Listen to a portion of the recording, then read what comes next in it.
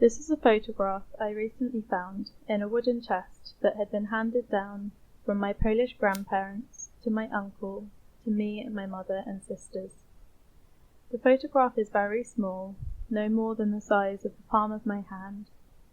I spent a while inspecting the sitter's handsome, utterly unfamiliar face, noting his quietly proud expression and the militaristic dress, which reminded me of the uniform I had worn as a Polish scout as a child.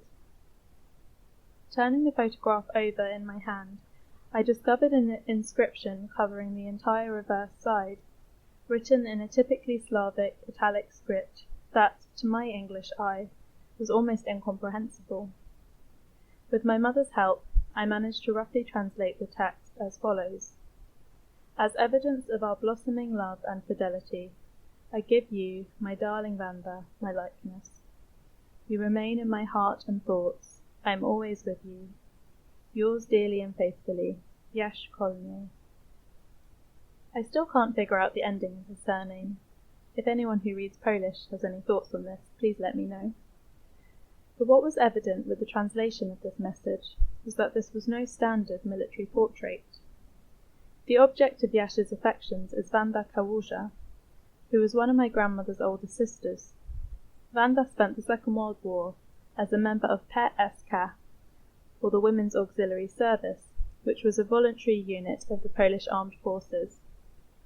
Members of the PSK generally worked as nurses, cooks, teachers, secretaries, and sometimes as pilots and drivers. I don't yet have many details of Wanda's time as an army volunteer, but I did find some photographs of her in the wooden chest, pictured with her cohort at a training camp in Italy taken in 1945, and a few others where she is dressed in her uniform in various more anonymous settings. In these photographs, she's smiling, and perhaps I'm projecting this, but her eyes possess the same quiet pride as those of her sweetheart Jaś. Tragically, Wanda was killed in a road accident in the late 1940s, only a few years after the end of the war. By that point, my grandmother, who was the only one of her siblings to escape before the Soviet takeover, had settled into life at Ivor Grove Camp in my hometown of Slough, Berkshire, where she lived in tin barracks with my grandfather and other refugees who had fled communist Poland. I'm not sure what happened to Jaś, which is a shortening of the Polish name Jan, which translates as John. There are one or two surviving relatives in Poland I'm hoping will be able to fill in the gaps in this story, alongside a bit of my own archival work.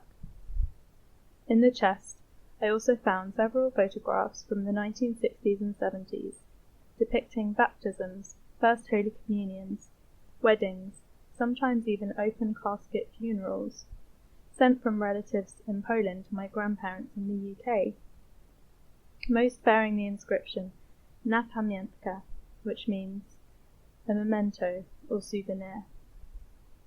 My mother was able to identify most of those depicted in the photographs, but there are still a couple of figures who, like Jaś here, at least for the meantime, remain a bit of a mystery to me.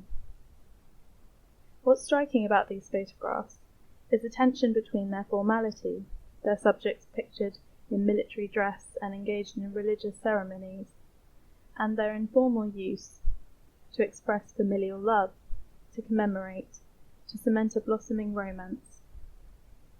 I wonder whether my grandparents returned these gestures with their own annotated photographs. There are quite a few in the chest, sombre-looking portraits and religious rituals captured against a backdrop of corrugated iron and suburban English landscape.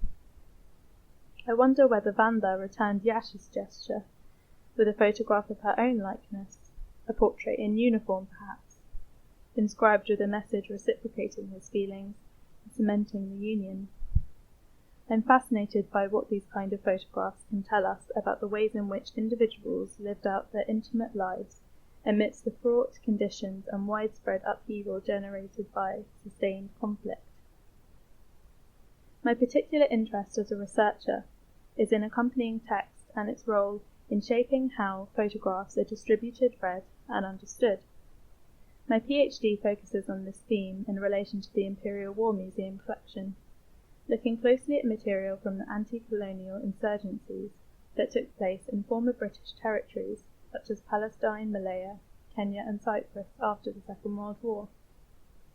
While I'm still in the early stages of this research, one of the things that has surprised me about starting this work in a pandemic has been my desperation to get my hands on some photographs. While digitized collections continue to be an incredible resource, I'm inclined to agree with Joanna Sassoon's argument that digitization encourages a shift in thinking about photographs as complex material objects to viewing them as visual surfaces or purely as images.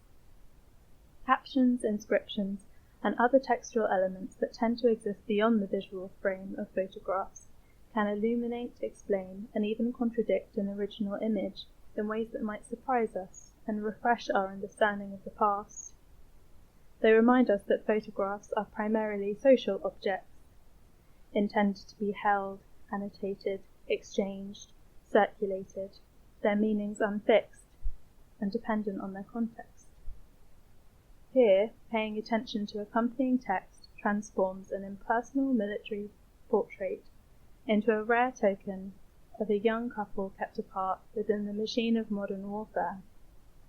It reveals what might have easily been lost to the sweeping tides of history, speaking to the emotional life of a lost ancestor.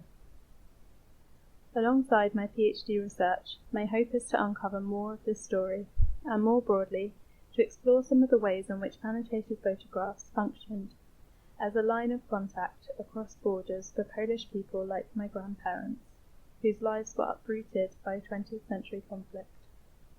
For me, starting that journey has involved brushing off the dust, turning the photograph over, and using my imagination to help me read what's written between the lines.